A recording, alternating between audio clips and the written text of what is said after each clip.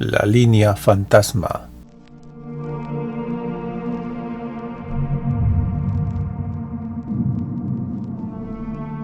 Providence, Rhode Island, otoño de 1985.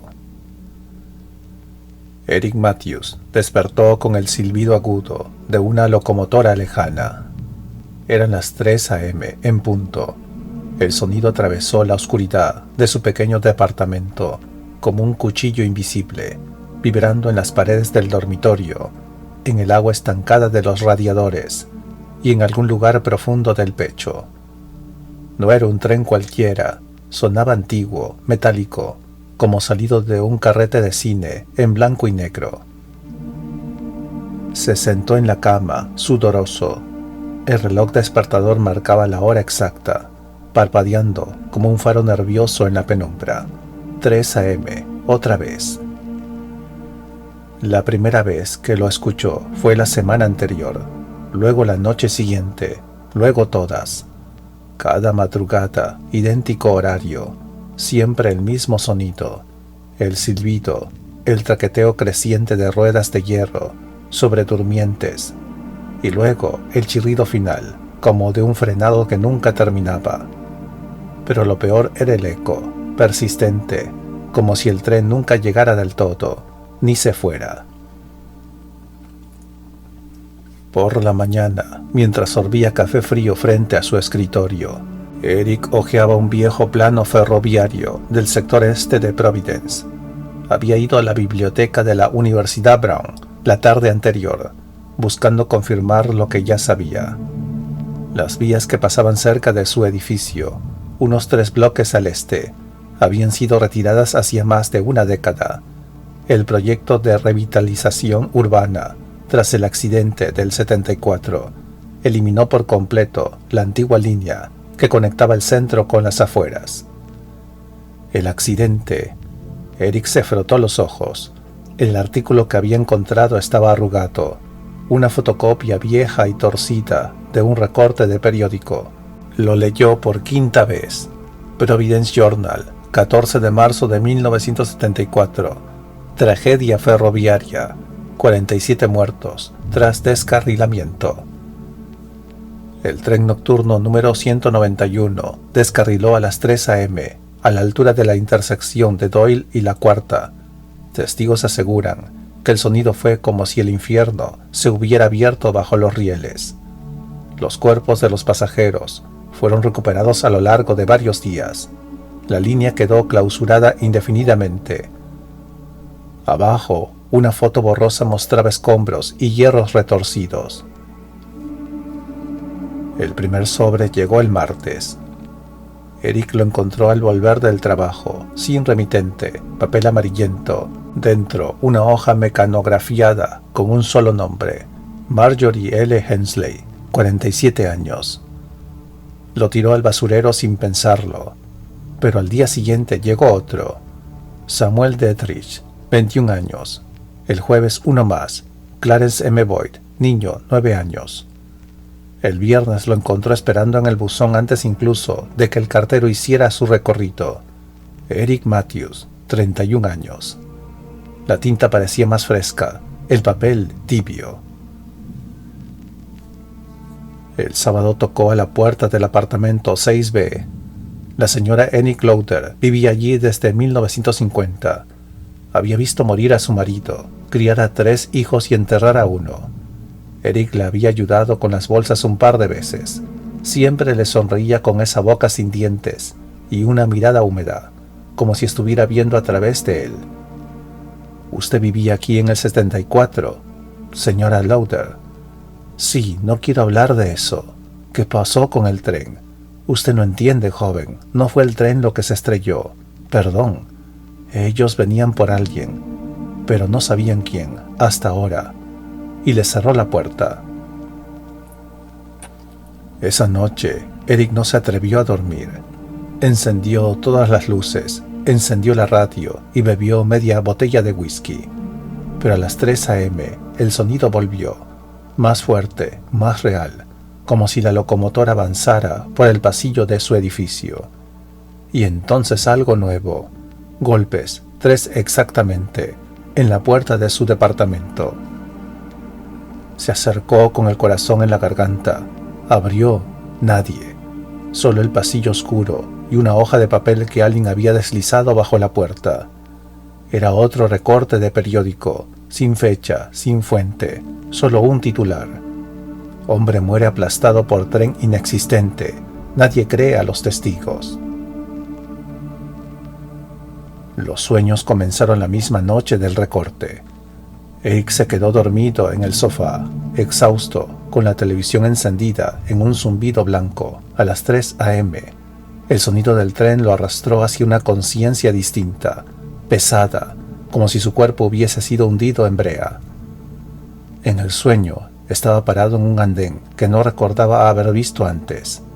Estaba viejo, cubierto de maleza, con carteles ilegibles y bancos podridos por la humedad, pero el reloj en la caseta marcaba la misma hora de siempre, 3 a.m. Y entonces lo vio. La locomotora surgía entre la niebla, enorme, negra, humeante, con un rugido de hierro y lamentos, pero no había luces. Las ventanas estaban oscurecidas, y sin embargo, Eric sentía que lo observaban. Decenas de ojos tras el vidrio, figuras inmóviles, rostros aplastados contra el cristal, como si supieran su nombre. Cuando el tren se detuvo frente a él, la puerta se abrió con un chirrito, y oyó su voz, no la suya. Una voz con su voz. «Sube, Eric. ¿Quién eres? Soy tú, después». Se despertó gritando. Durante el día todo parecía más normal. A veces, aunque los ruidos no se detenían del todo, a veces escuchaba pasos sobre las tablas del piso, aunque vivía en el último piso. A veces el aire olía a carbón y óxido, aunque tenía las ventanas cerradas. El timbre de su teléfono comenzó a sonar a las 3 a.m. cada noche. Cuando respondía, no escuchaba nada, o peor, escuchaba un traqueteo rítmico, como si estuviera en la cabina del tren, con las ruedas girando bajo él. Volvió a la biblioteca. Encontró a la misma archivista, una mujer joven con cabello recogido en un moño tenso, que al ver el número del tren bajó la voz. No todos los documentos están disponibles. Algunos desaparecieron. ¿Cómo que desaparecieron? Nadie sabe. Un estudiante intentó investigar en el 78. Y bueno, abandonó el programa. Dijo que los muertos seguían hablándole, que el tren le había reconocido. ¿Qué significa eso? No lo sé, solo que después de eso, guardaron todo lo que pudieron en el archivo restringido. Le extendió una caja sin etiqueta. Esto no debería mostrárselo. Dentro había una carpeta manila con una caligrafía antigua, línea D13, casos relacionados, y un recorte doblado varias veces. Los pasajeros muertos del tren 191 fueron enterrados en un cementerio masivo a las afueras del Providence, pero los registros de los ataúdes muestran discrepancias, faltan nombres, algunos fueron añadidos después, con fechas posteriores al accidente. Esa noche volvió a soñar. El tren había avanzado, ya no estaba detenido en el andén. Ahora Eric estaba dentro, vagones viejos, oscuros, cubiertos de hollín. Los asientos estaban ocupados, todos lo miraban. 46 pares de ojos muertos, todos con una hoja doblada en las manos, todos con una lista, y cada lista tenía un solo nombre: Eric, Eric, Eric. Y una voz desde el último vagón, profunda, cavernosa, como un motor ahogándose en su propio humo: solo falta uno. Se despertó con un sobresalto. No estaba en su cama. Estaba sentado en la entrada de su edificio, con los pies descalzos en el pavimento frío. Sostenía algo en la mano, una piedra blanca, una piedra funeraria. Tenía grabado un nombre, no el suyo: Eric Lauder, 1912-1985. Corrió por el pasillo, subió las escaleras jadeando. Puerta 6B, tocó, llamó, golpeó. Un vecino lo miró desde la puerta entreabierta del 6C. ¿Qué hace, joven? ¿Dónde está la señora Lauder? ¿Quién? Eric palideció. La señora Lauder vive aquí. Esa puerta lleva vacía desde el 74. Nadie vive allí. Nadie desde el accidente. ¿Qué accidente? El tren, la vía pasaba justo detrás de este edificio.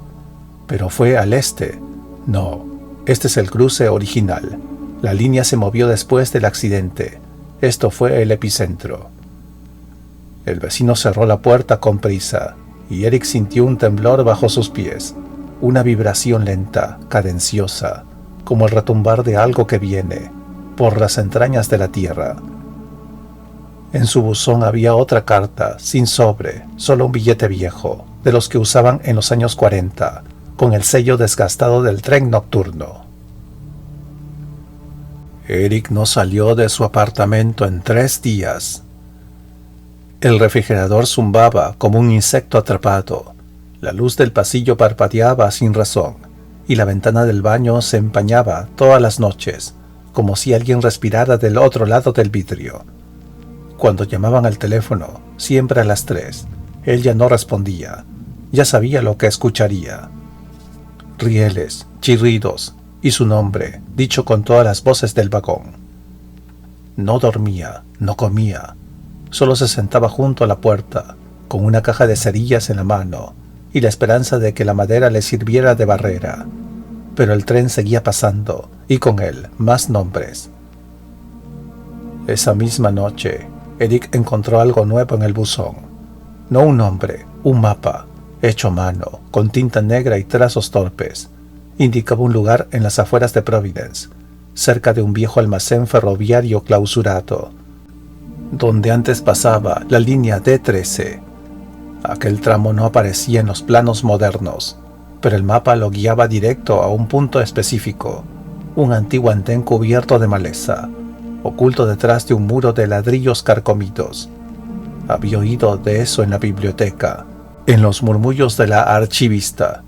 Algunos andenes se sellaron, pero no todos estaban vacíos. Eric tomó una linterna, su cuaderno, y salió en plena madrugada. No sabía si esperaba encontrar respuestas o a los muertos. El lugar era aún más siniestro de lo que el mapa insinuaba, rodeado por árboles torcidos y el rumor lejano del río Sencon. El viejo andén surgía de la oscuridad, como una ruina que el tiempo había olvidado con gusto.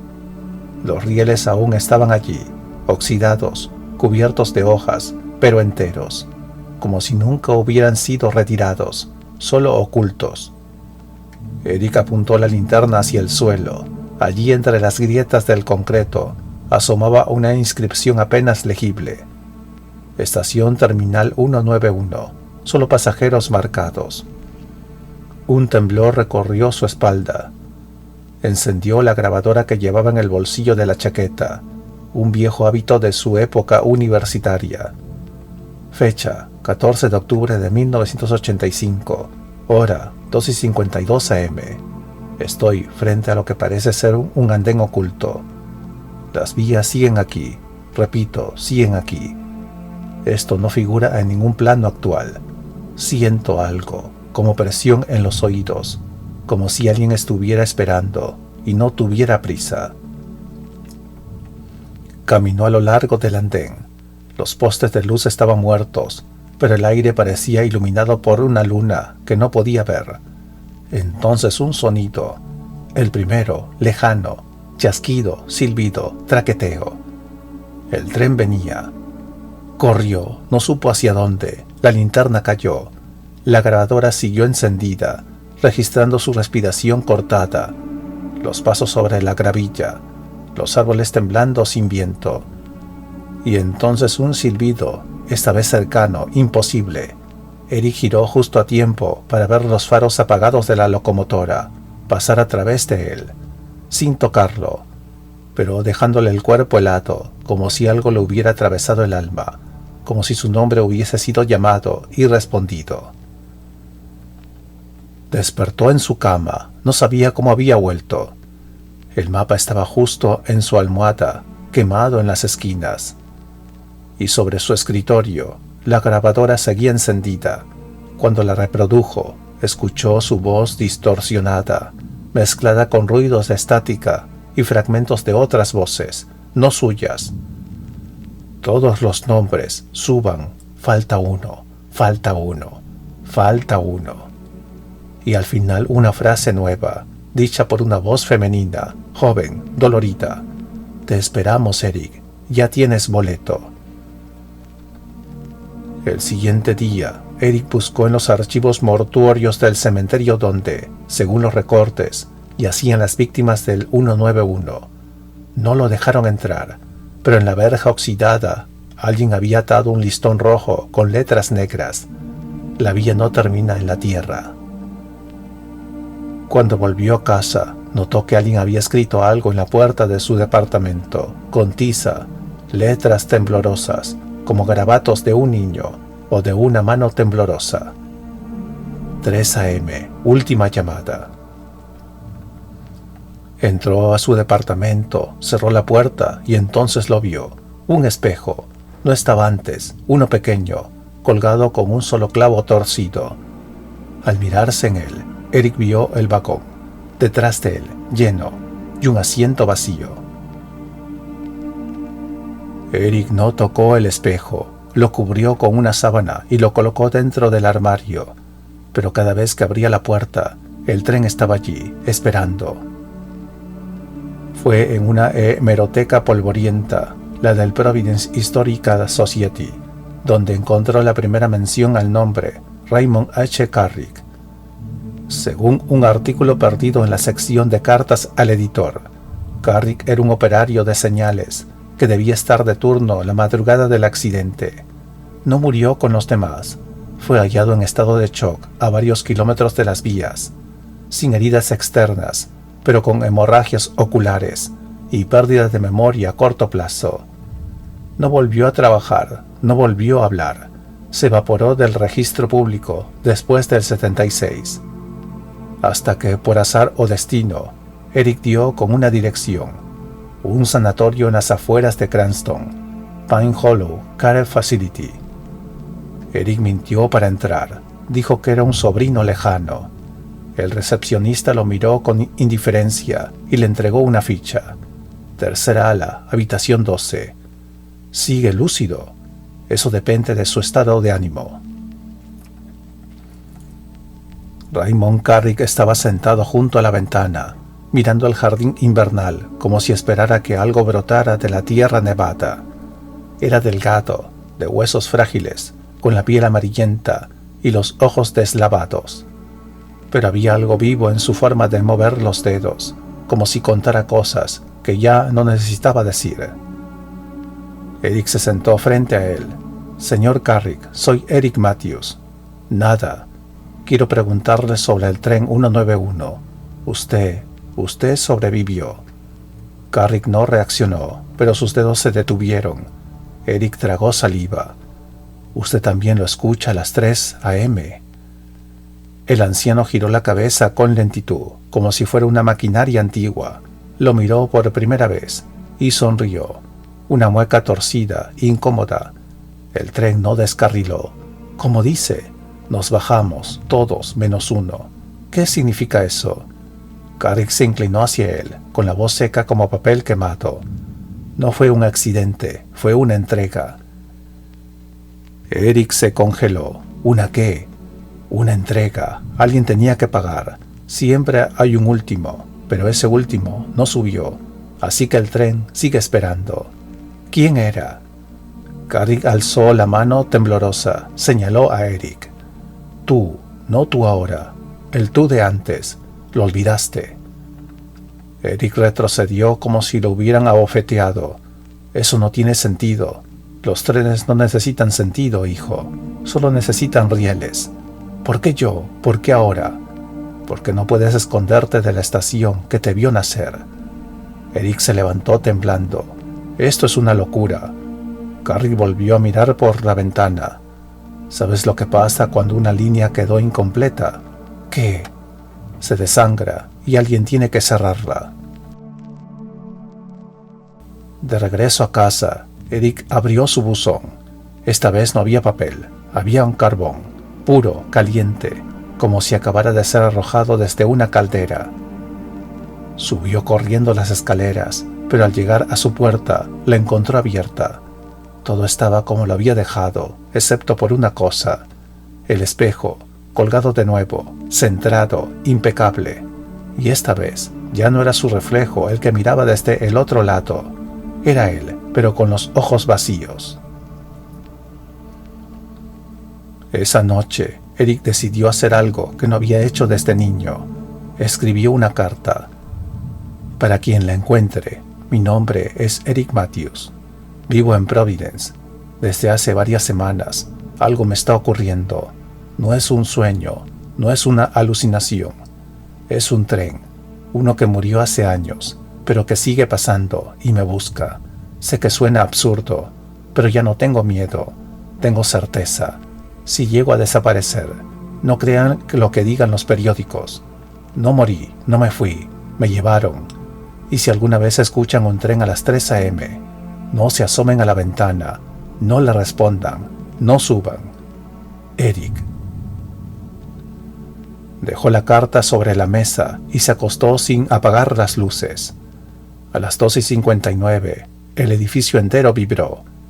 A las 3 a.m. en punto, el espejo estalló y la habitación quedó en silencio, demasiado silencio. La policía encontró la puerta cerrada desde dentro. Eric Matthews no estaba, solo había un charco de agua sucia bajo la cama y una huella de rieles impresas en el parqué.